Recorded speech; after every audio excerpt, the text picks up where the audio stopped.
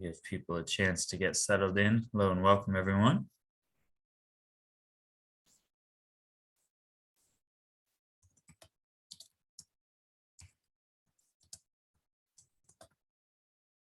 Ooh, tilde instead of the exclamation there. All right, we'll get started in just a moment. I want to give people a chance to get in and get their audio settled.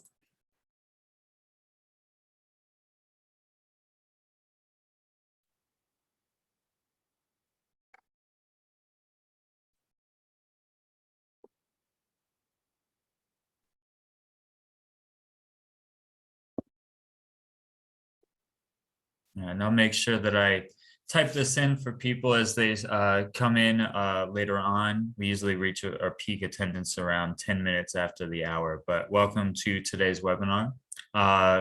If you haven't joined us for one of these before, your cameras and microphones are disabled by default, so you don't have to worry about interrupting us on the panel, but that means if you want to interact with each other or with Tom, you'll need to use some of the text-based interactions. So the first is chat. And for chat, you can just type any kind of discussion or comments you'd like in there. Just keep in mind, if you want everyone to see that message, you'll have to select everyone from the dropdown. And then separately, we have a Q&A option. You can ask questions anonymously in there, and you can also view existing questions. That's a more ideal format. If you do have a question, it makes it easier for us to figure out what's been answered and what's still pending. But without further ado, I'd like to hand it off to my esteemed colleague, Dr. Tom Green. Great, thanks, Mike. Hello, everybody. Good to be back on a webinar at ACRO, and good to be with you virtually today.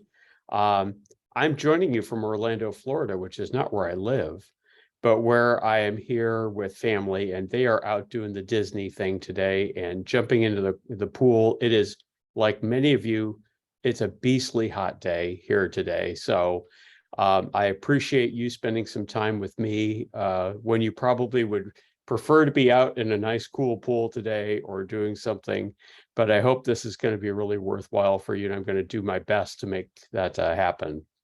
So for those of you who don't know me, Tom Green, I spent 35 years in higher education, and until January of this year, spent the last 7 years or so of that as the Associate Executive Director at ACRO for Strategic Enrollment Management and Consulting.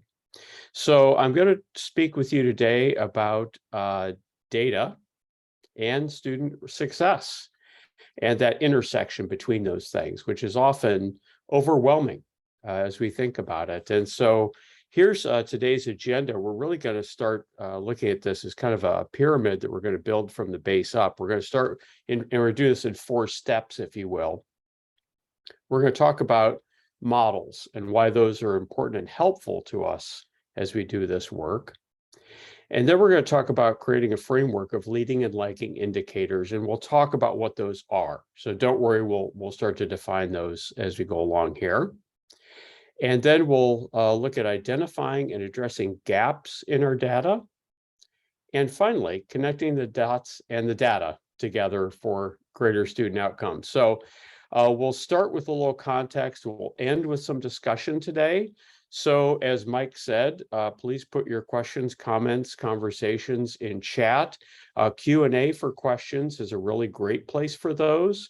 And if you've not navigated that before, it's not too hard. Just hover your mouse over the top or bottom of your screen, a little toolbar will pop up, and you'll probably be able to find it right away. But most of us have become Zoom professionals during the pandemic, so this is second nature, I'm sure, to all of you by now. So a little context. I have to shout out to Doug Shapiro of the National Student Clearinghouse Research Center for their mobility studies, which I have found to be so helpful in kind of understanding what's happening with the American higher education context over student completions. And when we look at that, what we see is that they've been improving, where they actually have been getting better over time. So they're just a little over 60%. I'll show you that figure nationally if you blend it all together. But what I want to highlight here, and why I find the National Student Clearinghouse Research Center's information so helpful is that they track students from here to there. And we have this unique American higher education system that's permeable, meaning that it's meant that students can go from one to the other institution. We have policies and practices that try to enable that in student credit transfer. And so what we see is the result of that. And so here, just to navigate this chart, you see this, if we look at public 4 years, you can see that 58, almost 59, a little over 58% of the students start and complete the same institution. And that's an average, of course. So there are some that are much higher than that, some much lower than that, but that's the mean for it. But what you see here is that about another 8% of those students actually finish, but they do it at a different 4-year institution. Now, they may have gone to several in between, but they started here, stopped there, and we can track the endpoints there, but we know that they're completing. Another 3%, which I always find fascinating, complete at a 2-year institution. So they started at a 4-year, but they wound up getting a credential degree from a 2-year institution. You can see the same thing over here at our private nonprofit sector, which has a higher mean. It also has a higher number of students who complete at another 4-year. And then about 2% additionally, same thing, completed a 2-year institution. And then here we see private for-profit. And that completion rate is less than 40%, right? It's just over a third, actually, start and complete the same institution. And another almost 8%, at another different 4-year, about 2%, almost identical here. Completed a 2-year institution. And here we see our public 2-year or community college sector, essentially. And so that is less than a third of students actually complete at the same institution. So if they go there to start an associate's degree, less than a third of them wind up completing. But another 8% wind up completing at a 4-year. So that what that means is they start there, but they transfer before getting the associate's degree, but they wind up getting a baccalaureate. So that's a successful outcome, I think. And then over here, we see another 3.2% might start at this 2-year and they complete a different 2-year. So, okay, so we blend that all together. And what does that mean? So that national average, if you just put everything together of starting and completing, either an associate's or a baccalaureate degree, right? This is what we're looking at completion. It's less than 2/3 of the students nationally are successful in what they start, meaning that they get a credential, degree in that from any institution of higher education. But also, I think what is really troubling is that we have these intractable gaps in student completion, student success, where we see that Black students starting are finishing at only 44% nationally, and that our Latinx students are similarly experiencing a gap of 50, that should be 0.9, by the way, percent. So it's still just half of those students are successful in completing that. And we can do better, right? We can do better than that. We have to do better than that. But the question probably that's more important is, so how do we do better than that? Because when we think about this has just been such an enigma for higher education for so long. It's not that we haven't been working at it. And so this slide just presents some of the history of efforts. And when you think about this, over 50 years ago, the first freshman experience course was developed. And the federal government passed Title IV in 1965, fully funded it in 72, which mandated that the states have a higher education grant system of their own. And so we tried to remove financial barriers 50 years ago to this. If we think about developmental advising efforts, meaning we're not just advising students on what course you need to take to complete the sequence, but really thinking about that more wraparound type of approach to student advising with it, well, that's 40 years old, right? That goes back a long ways. And then we've had the Center for the National Research Center for the First Year Experience started in 1986. So these have been around for a really long time. And another shout out here to Wes Habley from ACT had done these, what's working? And he would do these national surveys of, so what's working out there to help point people towards models that are successful in student retention. They did their fourth national survey in 2008. I mean, they started these years and years and years back. So there have been decades and decades of research, best practices, modeling, trying to add focus to this. And those things, I think, have brought us to this level of success today, right? So all these efforts, all these decades of work have helped us get better and better and better, kind of incrementally, but only up to the level that we've gotten to today, where less than 2/3 of the people who start an academic career in higher ed wind up with a degree. So we've got equity gaps to close. We've got overall completion rates to improve. And how are we going to do that? So what are some of the things that we might see as the next steps to doing this? And this is where I get into this, 4 steps towards really not drowning in data, but using data more productively and as ways to help us identify the places where we can really exert the efforts that make a difference. Okay, so let's start with the first one, and this is about choosing a retention or persistence model.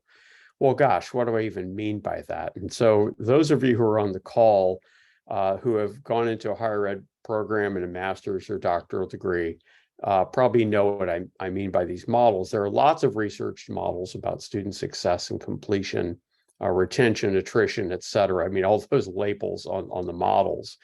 And so if you want to go to a source that has a number of them, I like chapter 14 out of the Handbook of Strategic Enrollment Management that was published by ACRO in 2014. It has over 20 different researched, peer-reviewed models of student success. And so that's a long list. And if you need a starting point, that's a great place to have a starting point. Pick a model that's fairly comprehensive, meaning that it shouldn't be so narrow that it only focuses on academic factors or only social factors, but really think about those factors that are within the institution and outside the institution. So all of those things are important, and there are several factors to think of. So just, whatever model you pick, just kind of, with an eye towards asking yourself the question, how comprehensive is this? Does it really go broadly enough that we're likely to capture a lot of the important factors that are bearing on student success and stronger student outcomes? And the model I'm going to show you today as the example will help even further define that. Human behavior is complex, right? We're complex beings, and we don't usually just have one thing that's causing us to do something, especially so important as going to or leaving college. And so when you look at these models, academic and even broader institutional factors probably are insufficient to account for that intersection of factors that often lead to departure. So it's a this plus this plus this is likely what's leading people to make that decision to leave. It may be just one incident or one thing, but often it's a variety of different factors. And finding that combination, understanding that combination, means we have to be looking for it, and we have to have our eyes broadly enough into a model that will help us organize that. And of course, then the problem with that becomes is that we're then talking about even more data and more potential stuff to sift out and ask ourselves, what's really important here? And what should I pay attention to when I'm trying to think about this? So we're going to use Vincent Tinto, Dr. Vincent Tinto, a scholar at the University of Syracuse, has just written about this for so long and so eloquently. And I just keep going back to this one. I think this was the one that for me gave me the aha of looking at this and going, I can see how this works. I can see how this is meaningful. And over my years in higher ed of looking at the anecdotes, if you will, I guess the incidents of institutional departure issues, I found that Tinto's model helped me make sense of that in a way that I could start to organize data and organize then resources to address those. So this is a blurry, so don't adjust your screen. It's not you. Your contacts have not suddenly shifted in your eyes. This comes from his original work in 1993, and this graph was developed to illustrate the model. But it's hard to find a high resolution version of this. And so just to suffice it to say that if you're interested, you can certainly go to, I've got the book cited right there. You can go and find this and look at it and have a sharper look at it. But you can see that what it shows is there's an intersection of different factors that are coming together, and that there's both, there are background factors and characteristics, there are institutional factors and characteristics that are in an interplay with this. And so it's sufficiently robust and sufficiently complex to try and address those many factors that influence human behavior in these really big decisions that people are trying to make about coming and leaving college. So for me, I thought it was really helpful to boil that down to 5 pillars. And so these are not my 5 pillars. Somebody else boiled these down a long time ago. But when I think about these, I look at academic integration, and that is, of course, a huge one. And so that's one where we both have preparation factors and performance factors. So preparation are all those things that in academic integration tell us, well, how likely is it that the student was ready to make that jump from the learning that they were in before? Let's say they were in secondary, high school, and now we're asking them to jump to our learning environment academically. How prepared were they to make that jump into the college expectations, the college learning environment, oftentimes where it's up to the student to take charge of their own learning, to take responsibility for having assignments done, for reading the materials. You don't do your homework in class type of thing. And so how prepared were they for that experience, that jump that they were required to make? And then the other side of that is performance, and thinking about, how are they doing once they're in our academic environment? And that can go just from grades, which of course are just an average of averages, right? They are an average of all those assignments and all the class participation, that kind of thing, down into the individual characteristics. How are they doing in individual assignments, individual tasks that they're required to do to be successful in completing a course or completing a term? And we'll look a little bit more deeply at these when we start to associate them with some data points too. But social integration is a hugely important part of this. And the ability for someone to come to college and be able to create relationships with new peers, to find new peers and create relationships with them is really important. And oftentimes we limit our thinking in this to just 18-year-olds, the kind of traditional college experience. And that's certainly a valid lens through which we can look at this, but it's inconclusive or incomplete, because so many people who are coming to college today are coming part-time, they're older, and we often neglect the fact that they need social bonds as well. I've had lots of adult learners in class or in my institution over time. And what I find is that their social network are the peers in their program, the others that they bond to. And maybe they're bonding to them because they have a group assignment initially, but then they start to bond over things, life, kids, jobs, that type of thing with it. And that kind of a strong social network can often pull adult learners through that experience of higher education. So when I look at social integration, don't just think of it as clubs, orgs, athletics, that living in the residence halls, that type of thing. It extends beyond that to all age levels, graduate and undergraduate in that experience. Financial support, I think, is pretty obvious, right? Can you pay for it? Can you afford this experience? Can you continue to afford this experience? And what's the burden of that affordability to an individual? Goal clarity.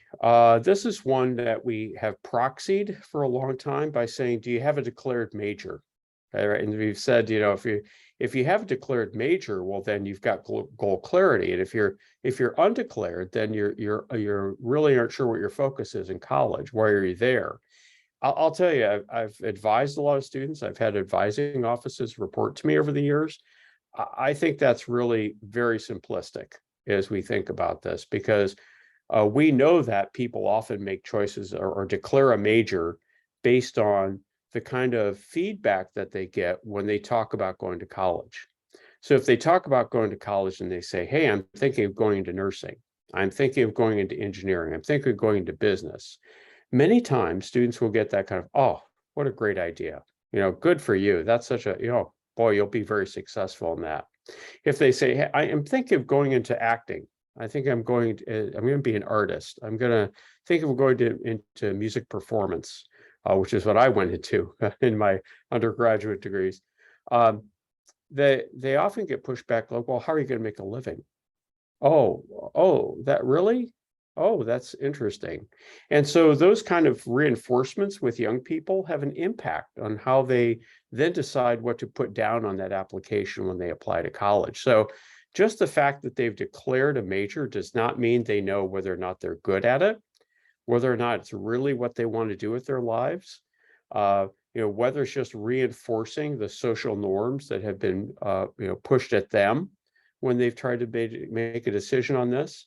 And I've also worked with undeclared students who are absolutely brilliant students, but they really were good at 3 or 4 things. And they came into college saying, I'm really good at a lot of different things, and I'm not quite sure where I really want to apply my skills and my talents into this. And they were very clear on what they want their experience to be. They wanted the college process to be one where that would help them make that decision along the way. And certainly there were those who came in undeclared because they had no idea, right? And they just weren't sure why they were there. But I think that goal or the goal clarity equals declared major axiom is one we really have to challenge and really have to start to think about differently, because that alone, I've just found that's not the case. You can't rely upon that between this kind of 1-0 clear, unclear picture. The last pillar here that Tinto suggests is a support of family and friends. And when we think about that, I think the easiest part of that to think about is when we think of our first gen students who are in college and they come to college, and some of them have these phenomenal families behind them. They've never had anyone in college before, but that family is all in on that student's success. Like, what do they need to do? How do we need to support them? Let's go. We are all behind the student, student being successful and getting that degree. And there are students who, come from families where they're, a little uncertain whether college is a good choice. Why aren't they staying at home and working in the family business? Why aren't they getting a job? There may be younger siblings at home, and they really feel they should be there to help take care of them because that's what their parents did when they were that age. And so there are these degrees of tension that can be pulling at it from the family aspect, and also from friends. If they're not getting strong resonance, maybe their friends aren't going to school, and that seems like they're an outlier among their current social group. And I think of it this way: is the student swimming upstream into the current, or is the student swimming downstream with the current? Meaning that level of support of family and friends is either very strong, pulling them downstream with the current, or it's very weak and they're trying to swim upstream into opposition or factors that may be leading them away from the college experience. So there are certainly not just first-gen students who experience that, but those are the factors we're thinking of. So these big 5 pillars allow us a framework, and they say these are important things to pay attention to. So now that we've identified the areas where we want to pay attention, our next question is then, how do we go about organizing this into something that we can start to use? Okay. So let's take a little pause here and let's talk about lagging and leading indicators, because these are data points, but they're different types of data points. And lagging indicators are those that tell us what happened. So they're historical. We could, in the past, these things happened. And so this many students succeeded from one term to the next. These types of students were more successful than others. Extremely helpful when we're trying to analyze patterns of student enrollment behavior. And so these should be the things that start to inform design. So we design communications. How can we better inform students about what we expect of them? How can we better communicate the opportunities that they might have? What kind of supports should we be putting in place? Knowing what we know has happened in the past, how should we be ready to catch that student in the future and have something ready for them so that they could be more successful as they move forward? So those are the ways in which lagging indicators are really helpful. And I would say that higher ed has spent most of our time doing this kind of work, looking at lagging indicators. Okay, great.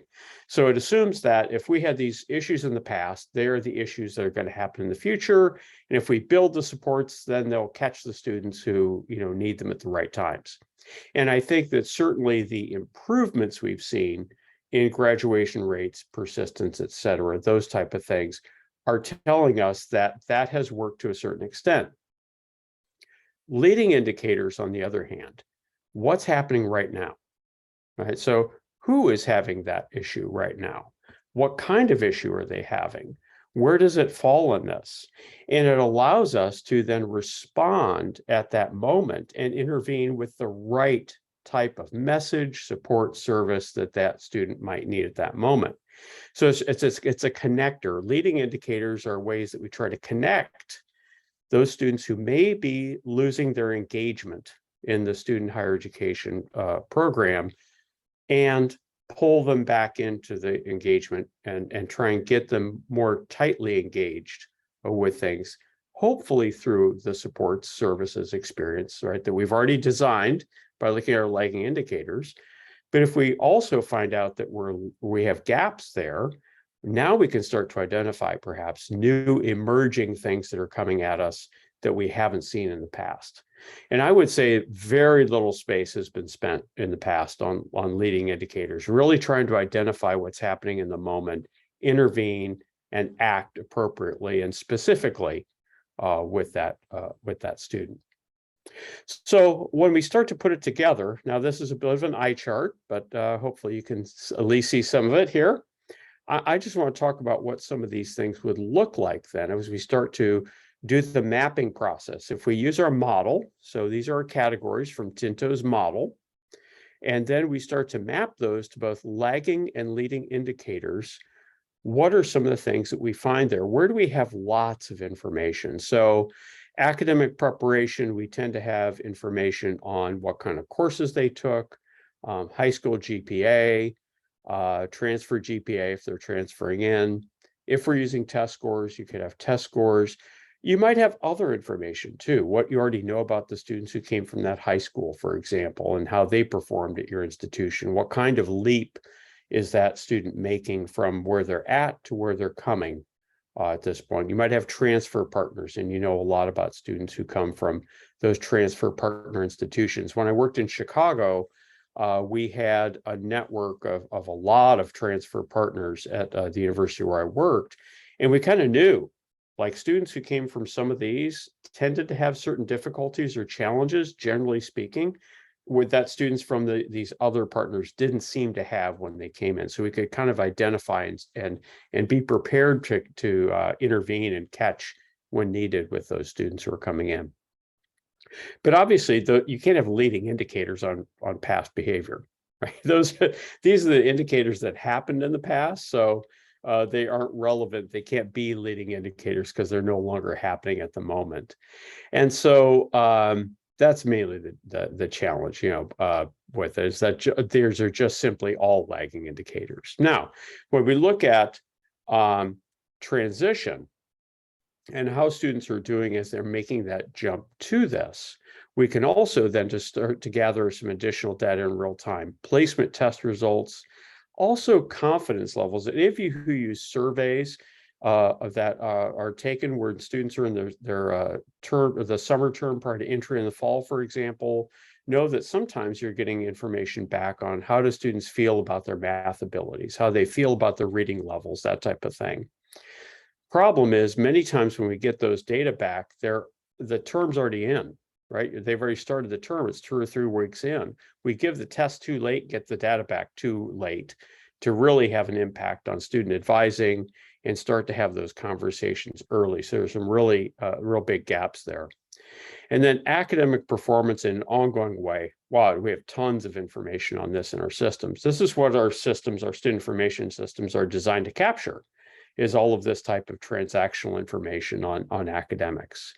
Now, I will say that it means that we need to also look at some of the things that are happening in real time, such as how are students doing in assignments, quizzes, tests. Now, if you're using an LMS, a learning management system, to support courses or as the vehicle for online courses, you can oftentimes get a really quick picture of how that's happening because they're engaging digitally and it's just more easily available for analysis or flags, that type of thing.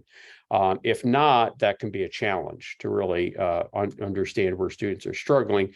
And it's heavily reliant upon your faculty being able to spot those things and then do something with it, to flag it, that type of thing. Social integration. Lagging indicators are these type of aggregates factors, these surveys. NESI or SESI tend to be some of the more popular ones, but we can also see it in some of our analysis of withdrawal reports. Why did students withdraw?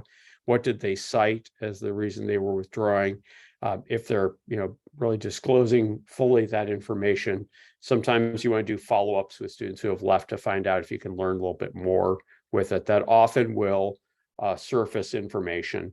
If you talk to friends, talk to people that they were living with or close to or going to classes with, you might find a lot of information that your withdrawal report just never surfaced. And then you might have other third-party student satisfaction reports that you're offering, and those can be helpful in analyzing some of those lagging indicators. For those of you who have a student life management system, and you're using that to gather information on our students swiping into things, our students going to events, our students engaged with clubs and organizations, if you're talking about this more traditional picture of campus life, those can be very helpful if you're paying attention to that data and able to see into that and then analyze it very quickly and understand this. But they often can be siloed out there and not really joined into a more comprehensive picture of student information or joined to other factors or other things that might be happening in that student's educational program. Financial support. Yeah, lots of information on that if they file a FAFSA, right? In the US, if they file the FAFSA in the American system, then we can see that application. We have a proxy for their financial strength, the expected family contribution, or EFC. And so that will help us get an idea on that. They can also see levels of past debt through the NSLDS, the National Student Loan Data System. And so when we look at NSLDS, we might see that a student might be coming in with already a fairly high level of debt, or they might be approaching the end of loan eligibility or other aid eligibility. And that can be very concerning because if they run out of student aid eligibility, chances of them being able to continue to afford the educational program are low. And oftentimes that does lead students to have to stop out or drop out because they've simply run out of the means to afford it.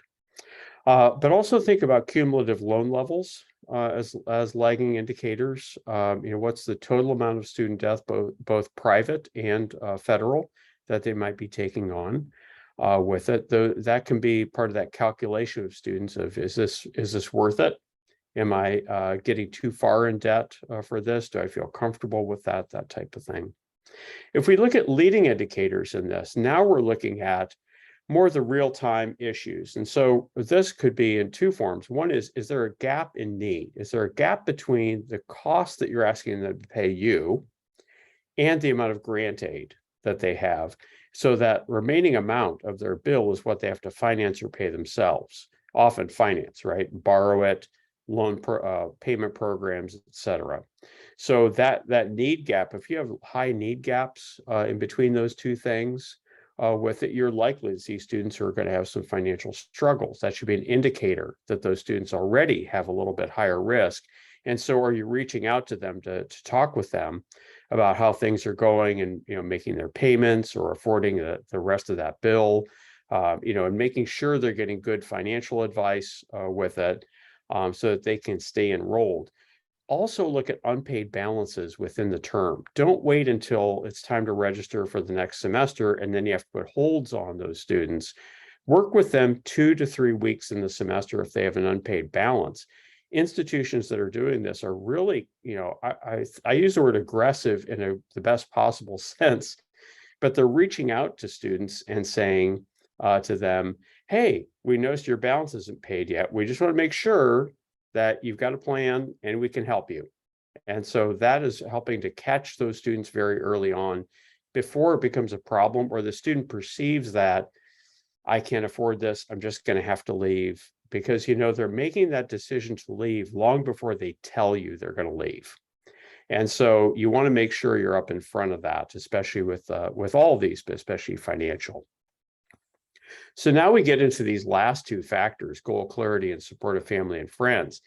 And we just see a really big difference in the amount of information we have on this. So do we really understand the level of clarity that a student has, not just that 1-0 of picking a major or not picking a major, but really what's their confidence level? This is the right major. What kind of experience have they had before they made that decision of choosing that program? So our lagging indicators, of course, are attrition, right? The attrition by programs of study. If you look at all your programs of study, you'll find some variation, I'm sure, in the levels of attrition there. But also, how often are students changing majors and what kind of patterns are you seeing in student changes of major? Some of that can be very positive in that the college experience worked. It helped them clarify their values, their goals. And as a result of that, they're much more able to make a strong choice on the right major for them. Of course, that may come with implications of time to degree, that type of thing. But leading indicators, are they engaged with career services early on in this experience, so that they can start to really get better information, start to align themselves with what that career job market looks like after they get the degree. Because if they've had any misalignment, misperception on that at this point, that this is a chance to really, steer them into that. But if you don't know if they're even engaging with career services, then you're blind to that information, blind to that factor. How confident they are in the chosen major, but also like transcript requests. I often hesitate to throw that in there because many times, as I said, they've already made the decision to leave. This is just the action of leaving. They're making a transcript request to go elsewhere. But I will say there have been times where I've been able to capture that student back and say, you're thinking of leaving. What's going on? What's the problem? And sometimes that does work. It's probably worth it to put it in there because sometimes it does work. But oftentimes, by the time they're asking for a transcript to be sent to another school, they're mentally already out the door from you, and there's not a lot you can do to pull them back in with that. Then supportive family and friends. We have almost no historical data on this in higher ed. We really don't understand it other than perhaps we learned something through with exit interviews, withdrawal reports, that type of thing.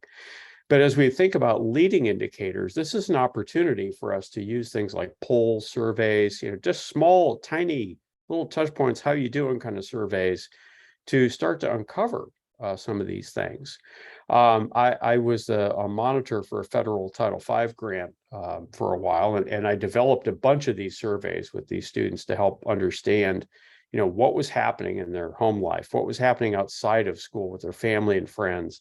We learned a tremendous amount of information from this that helped us redesign kind of the ways we communicated with parents, the ways we talked about this, the supports that we constructed for students that were really, really helpful in keeping a lot more of these students on towards graduation. It was also very successful in doing that too. But just to that's a huge blind spot for us in higher ed.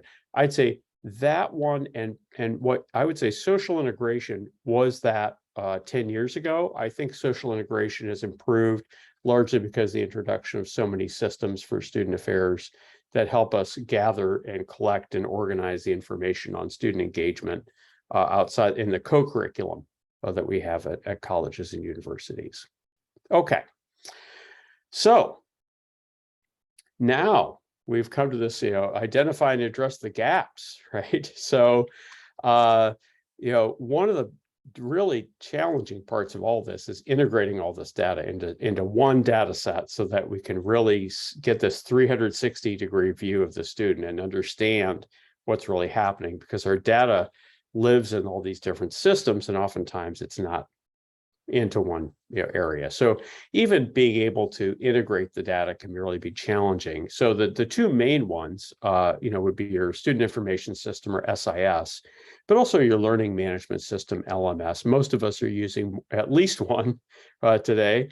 I know many universities have kind of a pick your own adventure approach to LMS, and different colleges or programs might be using, different solutions for that.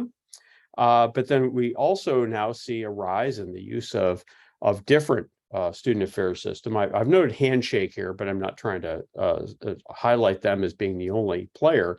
There's certainly a number of them, but just this might be a familiar type of name to you is what I mean by student affairs system. So you have to figure out whether you're going to use a data warehouse or other integration platform to do this. But what you're trying to do is you're trying to join all these data points from these different systems together. And then, of course, you've got things like surveys, et cetera, you're going to do. We'll talk about that in a minute.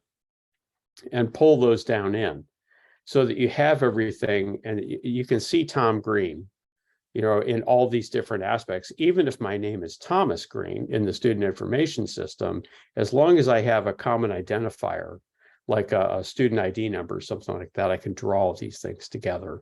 And then at least I can start to analyze the data at that point. Where haven't we collected data in the past, right? These blind spots. I mentioned the support of family and friends. But also when we do a lot of our NESI or SESI type of surveys, we do that and we offer it to the student as anonymous, right? They can respond anonymously to the survey.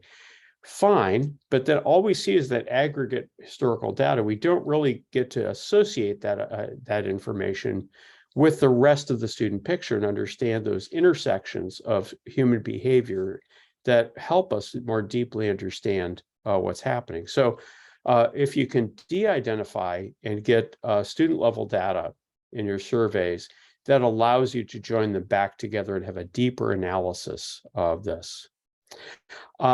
Then little touch point surveys I mentioned, you can just do a little tiny survey. You see these all the time coming up in like, at the end of a website or something, hey, how did we do type of thing. That's what I mean, a really short survey about that. How are you doing today? How was the last week for you? And just allow students to respond to that. And then if, there's anything that, isn't positive there, you might want to say, hey, can you tell us more?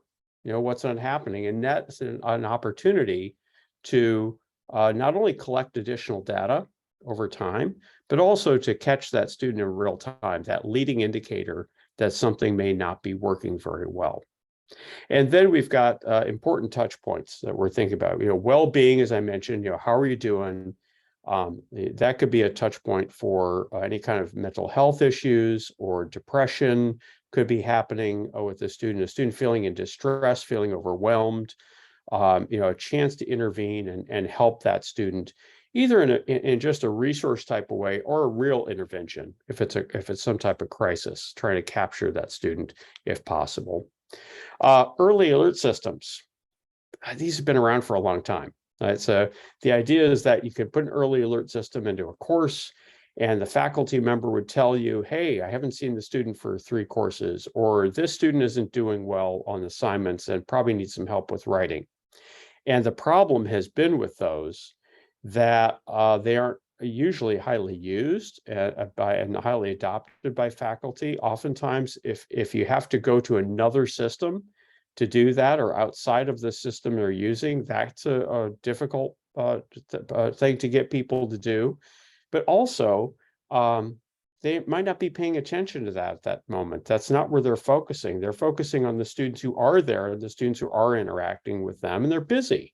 And so you have to make it really easy for them to be able to hit that early alert.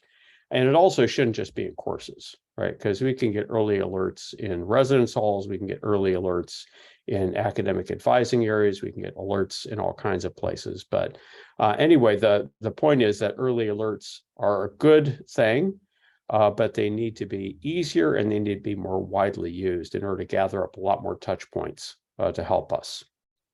I mentioned unpaid balances. It's an indicator of unmet need. People usually pay their bills when they get them. And if they're not paying their bills, why aren't they paying their bills? So that's an opportunity to reach out early and get in touch with that student and help. And I mentioned transcript requests, and this could go on and on, right? We could come up with a really long list of different things that we might want to think about in these gaps and these areas where we want to gather up additional information. So now, how do we start to connect the dots and the data together in order to have an impact on this? So one is we mentioned lagging indicators and their importance to us in understanding what's really been happening. But I use the term multivariate here, and what that means is that univariate analysis is something like, well, high school GPA is correlated to first year retention. Great. Now, if high school GPA alone told us everything we needed to know, we have much higher completion rates than we do. But the fact of the matter is, it's probably a combination of different things. It could be that's a preparation academic factor, right? So maybe there was their high school GPA plus their unmet need plus their lack of social engagement that led them to say, look, I am not paying this much money to be lonely, to not have friends in college. So you've got to look at all those things and make sure that analyses are pretty robust, right? The methods have to be complex because humans are complex. It's rarely one thing that throws us off track and gets us to leave an experience that we have already invested so much in just to get to college. The second thing is to enable data. For people who need the data in their hands, do they have the right information in front of them that really is meaningful, that will help them take action? So you've got to navigate around some issues here, right? So first of all, FERPA, generally speaking, means only the people who need to have the right information should have the right information.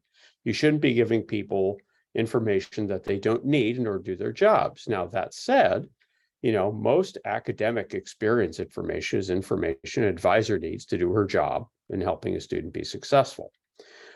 So that type of thing is important to navigate. Oftentimes we get hung up with things about financial data and financial aid data. You don't need to show all the financial information, right? We don't need to know somebody's family income in order to know whether or not they filed for aid or whether they have a large need gap that should be concerning, and someone needs to intervene and take care of that. And then, of course, with well-being and issues of mental health or physical health that might be challenging a student to be successful and stay enrolled, there are HIPAA factors there, and we don't want to have that information be unsecure or in the wrong hands. So you need ways to enable the right information and lots of the right information from different aspects of the student journey into the hands of the people who could do something with it. But you want to be able to also make sure they're not getting information that violates some type of privacy protection that a student would have. So you need to have a system capable of field level security. Right, and get out of the data silos, right? We just can't keep all this information in different offices or different modules, because we really need a 360 view of the student. I'm going to show you a graphic of what that looks like here in just a minute. And then visualizations, we've become so reliant on good visualizations today, and being able to see dashboards, right? That buzzword dashboards of different things that are important to us. What a dashboard really means is we need to see the most important indicators of how we're doing at that moment for what we're doing, right? So when you're driving a car, you want to look at the speed, right? You want to look at be able to see the gas gauge, that type of thing with it. What did car companies do? They started putting, miles till empty kind of indicator. You don't even have to look at the gas level. You can just look at that and know, yeah, I don't need to get gas for another 100 miles here. So we need dashboards that are meaningful to us in our role. And of course, at the higher level, student success, the executive level, you need the big indicators of student success.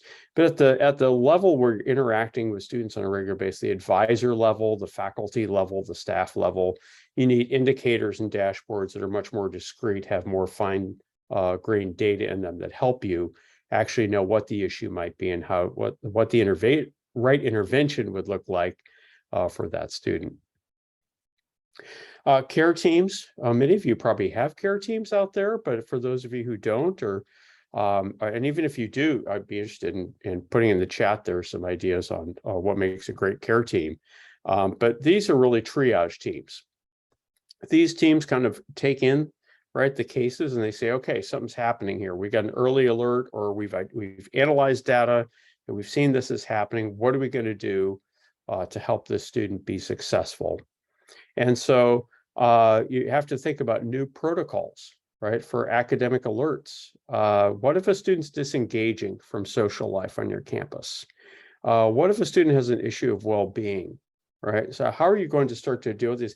Care teams should be developing protocols for how the institution will quickly respond in real time to these. If you get the ability to have real-time data, then you want to be able to leverage that and do something with it. Otherwise, it's just data. And what we really want is improvement in student outcomes.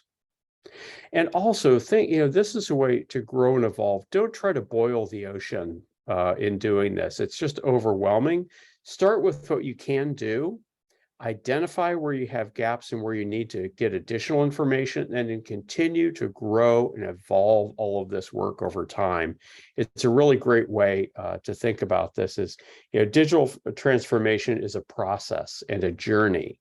So it's not like you just suddenly arrive and you turn on some piece of technology and all of a sudden everything is much better. It really takes time to go through these kind of steps. And I think everybody finds gaps where they want to have more information. Also to really, focus on the things that are important to you and what really will matter to you. And that way you'll be much more likely to see this as, okay, we're going to start at this core, and we've got this in hand. We can work on this right now. Here's our plan for how we're going to start to fill in the gaps over time. And as we do that, we're going to get better and better and better at this process of connecting the dots in the data and helping students be more successful. Okay. So this is kind of a little view we have here at Salesforce of what we mean by the 360-degree view. It really talks about, that this you should be able to see data across the student life cycle, and you should see it from the moment they become interested, right? But if you even just thought of their first steps in enrolling at your institution, all the way through, right? Student life, engagement in different platforms for communication, their advising, and how you enable advisors to have information, but also student services, career services, co-curriculum. And hopefully you've done that so well. It's been such a positive experience that you have them now as successful alumni, and they've been so pleased with this experience. It's so successful at their experience with you that they're much more likely to turn back around and recommend the institution to others, to donate to the institution, be engaged in the alumni life of the institution as well. So that's just a little picture. Hope is worth 1,000 words, but if not, I gave you at least 1,000 words this hour to do that. So let's go to some questions and discussion here. Mike, what did we see coming in? Thanks, Tom. That was great. There's a lot of really good information, great collection of research there. So I appreciate it. We do have a question from Paul in there, which might end up taking us to the end, but we'll see. What are the best practices for communicating with students about what data is collected, why it's collected, how it's used, and opt-in and opt-out policies that might kind of interfere with that collection? Thanks. Oh, what a great question, because this is something that I think we all do it, like on our phones. Like, you get the latest update, you have to scroll, agree, just to get the stupid thing to update. And so we often bypass all of that, and therefore we're ourselves ignorant as to how our data is being used and shared. I think one of the best practices in that, and I would point to probably look at Indiana University, because I think they do this really well. But think about the ways in which you're starting to share that information as students are becoming students, right? So at the beginning of their journey, how are you collecting information, and what are you sharing with them, and how are you making them aware of your policies?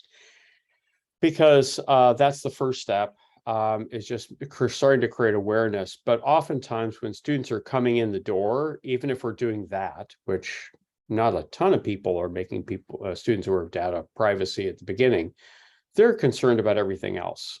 Enrolling, who is going to be in my classes, what do I think of this place? Did I make a good decision?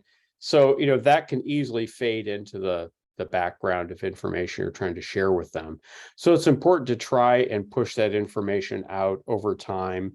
So to just refresh people, have a good website on it. I think that's always a great resource, because whatever you're doing with an SMS, or maybe it's even social media sharing, maybe it's email, you're trying to use these different channels to get that word out there. With it, you need to point them back to a website that really can tell them how their data is being shared, and issues of opting in, opting out. And this is certainly becoming more important as we saw it with GDPR in the EU, and that was kind of the first big change in privacy laws we'd had in quite a while. But now we're seeing it in the states, but it's happening state by state.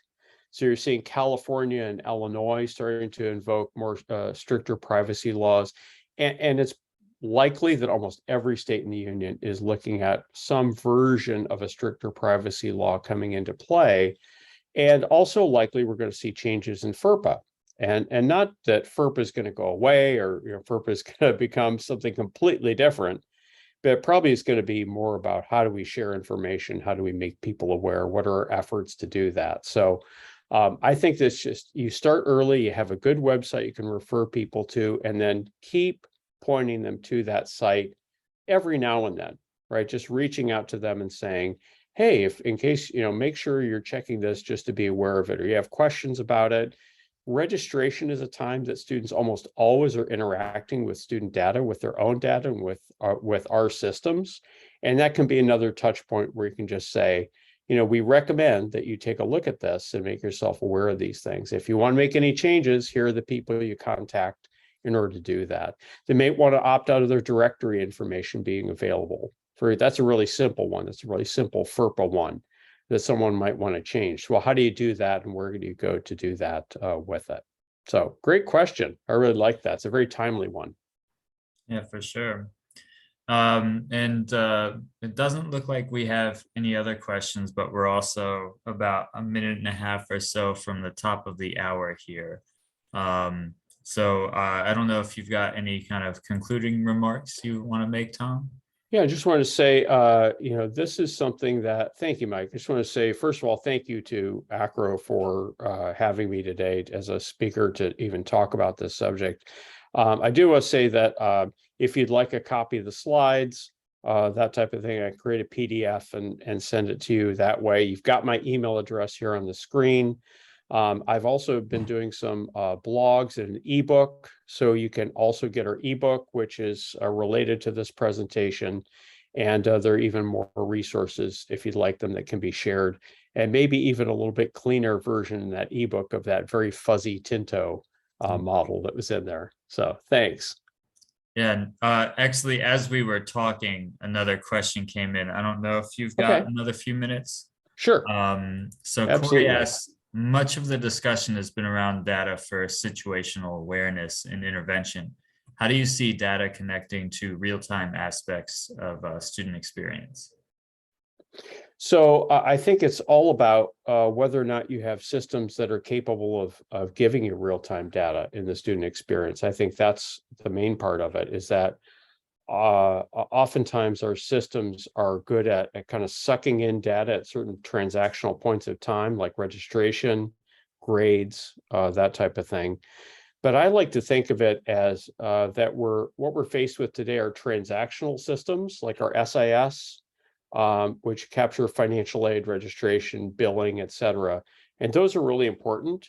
And then we have engagement systems that I see as like a ring around that. And the engagement system is the way in which we are really interacting with people. And are our engagement systems smart enough to help us sift through all that communication and start to identify some things that are standing out, that are important points? There's flags, if you will, that might pop up in that. And so you have to have a system that enables that kind of real-time intersection with the data. And the data meaning, did the student interact with this? Didn't the student reply to that? What was the response to that survey? And so if you've got, say, 100 students, maybe you can manage that pretty well. But if you've got 25,000 or 50,000 students, you've got to have an engagement system that is smart enough to be able to sift through it very, very quickly and start to pop up those flags in the data that should say something is here that I need to pay attention to. And then, post, all that, you can put that into analysis as a lagging indicator and do, maybe some deeper analysis. But real time, you've got to have, integrated information. Has a student been dropping courses? Has a student not attended something that they were scheduled for? Can students make advising appointments really easily? And can they tell their advisor what they need to talk about? Or is it really difficult to do that in that engagement system of just trying to schedule an appointment with someone to talk about something? So hopefully that answers the question with it, but it's really about the engagement system, and is it intelligent enough to help you sift through all those communications to get data out of it. Great, yeah. Thanks for taking the time for that last question there, Tom. Sure, my pleasure. Yep. And I popped it in chat, but you'll be able to access the recording in about 30 minutes or so using the same link you used for today, or you can always re-register. But Tom and Salesforce will be following up with the slide deck soon. So thanks to everyone and enjoy the rest of your day. Stay cool if you can anyway.